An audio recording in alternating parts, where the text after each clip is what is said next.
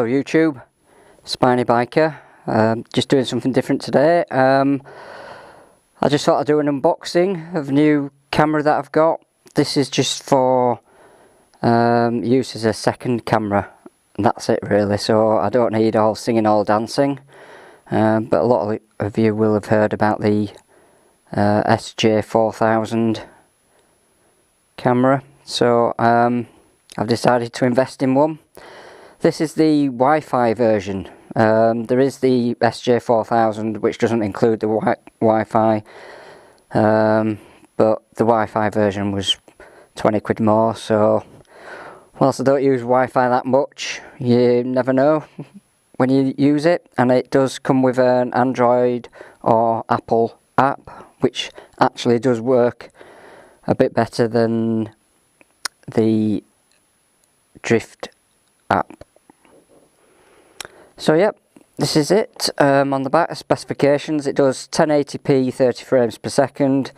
It says it does 720 at 60 frames per second, but looking online, it's actually 720, but what it does is it uses 2 of the 30 frames per second to make the 60, if that sounds right.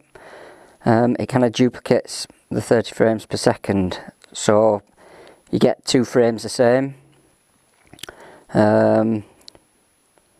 But I normally record in 1080 at 30 frames per second, so it doesn't make much difference to me.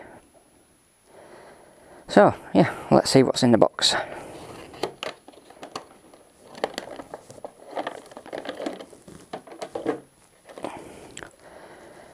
So we've got the camera, obviously comes in a waterproof case. Pretty much like the GoPro, I think. All the buttons. It's the on off button, that's the OK button, and then an up and down button there. Let's see if we can get in. So it's still got all the stickers on, obviously. First time I've opened it.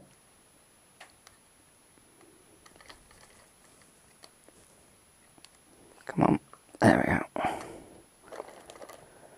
So yeah, dinky little thing. On off mode button, up and down.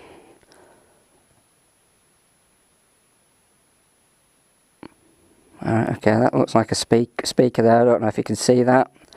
Up and down, screen. You've got a HD input and a USB, and that's where your card goes, and that must be the battery. Yeah, that's where the battery goes.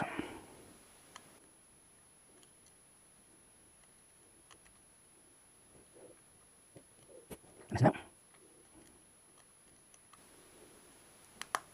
Aha, there you go. Yep, okay.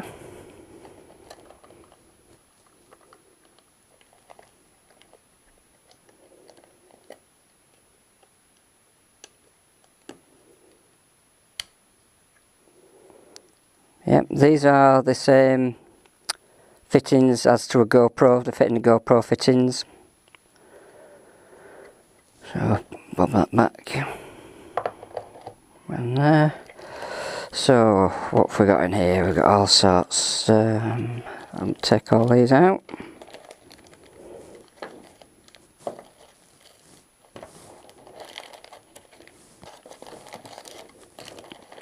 Loads and loads and loads.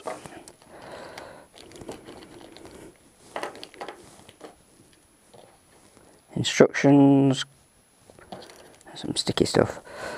So right, rather than waste time on the video unpackaging all these, I'll come back when I've taken them out of the bags. Right, I've unpacked everything now. There's a wide assortment of accessories that come with it, as you'd imagine. A lot of the mounts, the standard sort of mounts that you get with it, but with various different options to go on. Turns the angles of the camera. One thing to note with the camera is that it's got the option where it switches the image upside down. So if you do hang your camera upside down, it will turn the image the right way up when it's recording. There's another back plate for that. The only difference that I can see with this is it's got 2 slots at the side, so you'll be able to put straps through and unchain the straps. There's a bag full of various different Velcro straps there of differing widths and everything. It actually came, whilst this isn't in the package, it actually came with an international plug, because it does come with these 2. I'm not sure I'm going to use that and that charger, to be honest. I might just use a standard UK one. I don't trust overseas plugs. Handlebar mount, you've got a curved adhesive mount there, and that's a flat one, and it's got the screw in there. You've got a standard clip that goes into back of this plate. Now this plate obviously fits the camera without the waterproof casing on, but again it's got a tripod mount there, and that attachment goes in there. So yeah, better clip the camera onto anything. Cable ties, a couple more mounts, and also I'm presuming that's just a safety strap that you can fit to the camera, so it doesn't, if it does fall off, it's still attached. Another couple of tripod mounts, USB cable, battery, and instruction book, and a lens cleaner. So all in all the accessories you need really to begin with anyway. Okay, well I'll now install the battery and just see what comes up on the camera. So I'll be back in a moment. Okay, the battery's in, so just see if it turns on. I haven't charged it.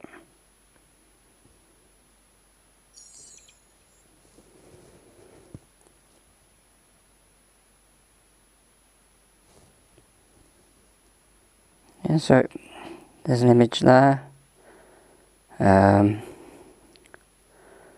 How to get the menu, I presume you press that button again.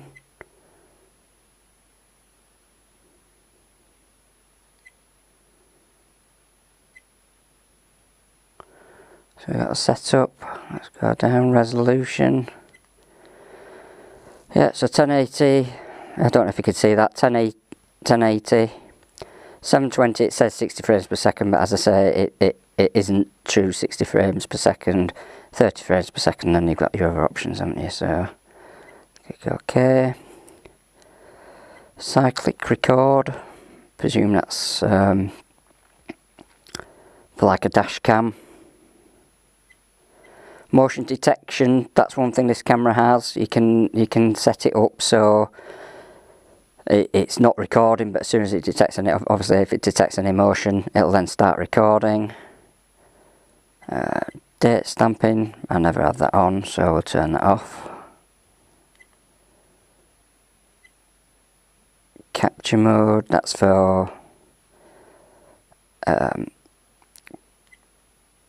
pictures, single. You've got 3 second, 5 second, 10 second timer.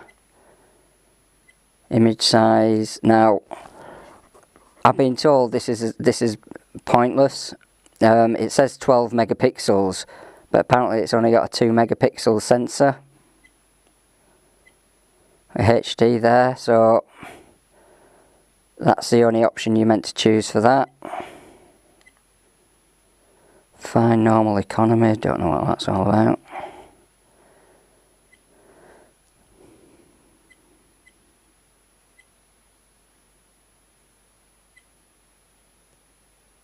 Yeah, there's all sorts. Face detection. Anti-shaking, that's not on the video, that's just for pictures. Most of these, I think, are for pictures. There's 3 pages of this. Yeah, so I'll have to have a read of the instructions to go through, but as you can see, loads of options. Rotate, as like I said, if you have that upside down, it will rotate the image for you. The car mode, that puts it on a loop, and obviously something happens, well then you press the button and it saves it for you. And then you've got your Wi-Fi settings down here, and as I say, I haven't tried it yet with the app, but I'm being told it works better than the drift. So yeah, all sorts of different options on here.